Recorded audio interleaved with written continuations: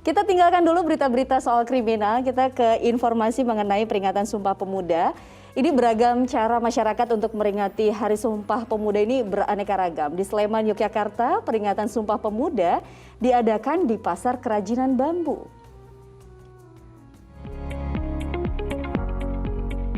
Untuk pertama kalinya di masa pandemi COVID-19, sebanyak 170 perwakilan mahasiswa dari 34 provinsi hadir mengikuti upacara peringatan Hari Sumpah Pemuda ke-93 di kantor Kementerian Pendidikan Kebudayaan, Riset dan Teknologi. Upacara dipimpin Mendikbudristek Nadiem Makarim yang mengenakan baju adat Riau.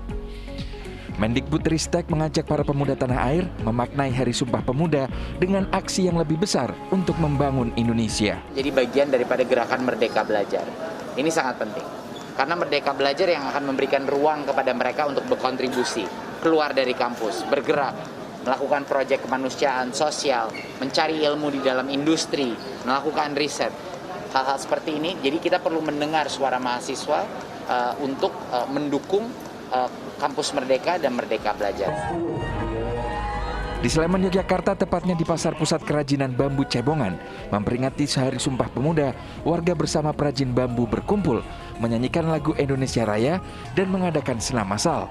Sengaja kami mengambil lokasi di sini untuk mengangkat desa wisata kerajinan Sedari yang sementara ini sepertinya kurang mendapat perhatian dari pemerintah setempat sehingga tampak kurang tertata. Peserta senam mengenakan pakaian nuansa merah putih untuk membangkitkan rasa cinta pada tanah air. Tim Liputan melaporkan. Ya, selamat Hari Sumpah Pemuda yang ke-93. Semoga pemuda-pemudi dapat berprestasi dan juga berperan lebih untuk bangsa dan juga negara. Ustaz, bagaimana menurut kacamata Ustaz peran pemuda dalam membangun suatu bangsa ini, Ustaz? Ya, memang daurus syabab fi hamli risalatil Islam, ya, bahwa para pemuda di dalam mengemban risalah, ya, sebagaimana kalau kita lihat juga misalnya founding father negeri ini juga mengatakan, ya, misalnya kalau saya diberikan pemuda maka akan diguncang dunia ini, karena memang di tangan pemuda lah kehidupan satu bangsa atau kehidupan satu kaum. Dan juga ada peribahasa mengatakan subbanul yaum rijalul ghad, pemuda hari ini maka dia akan menjadi pemimpin masa depan. Ya, maka kita harus mempersiapkan mereka pertama dengan tarbiyatan islamiyah, dengan tarbiyah islamiyah, dengan pendidikan islami, kemudian dengan akhlak islami, ya, dan dengan itu kemudian ini menjadi bekal mereka untuk menghadapi tantangan, gitu. Karena kalau seorang dengan keimanan yang kokoh, dia akan memiliki imunitas, gitu ya, saat misalnya ditawarkan narkoba, ditawarkan minuman keras, ditawarkan pergaulan bebas, dia seperti punya imunitas gitu untuk mengatakan tidak, gitu ya. Kita kan kemarin banyak tuh ya iklan layanan masyarakat misalnya say no to drug.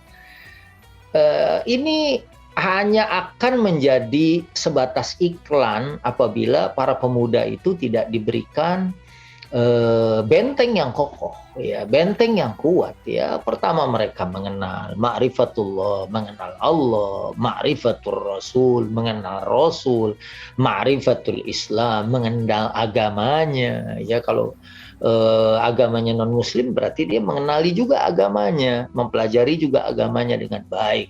Nah, dengan dia mempunyai basic seperti ini, maka dia akan tahu mana boleh, mana tidak boleh, mana halal, mana haram, mana yang patut dilakukan dan mana yang harus ditinggalkan, sehingga siap mereka akan menjadi generasi harapan, ya, agent of change, ya, generasi pengganti naklul ajal yang akan semakin menjadikan negara kita, negara kesatuan Republik Indonesia menjadi negara yang nanti begitu dihormati, ya, begitu dihargai, memiliki nama besar, unggul dalam beberapa bidang, ya, baik misalnya pertaniannya, ya, kemudian juga ekonominya, ya, kemudian juga sainsnya dan lain sebagainya, atau mungkin olahraganya, ya.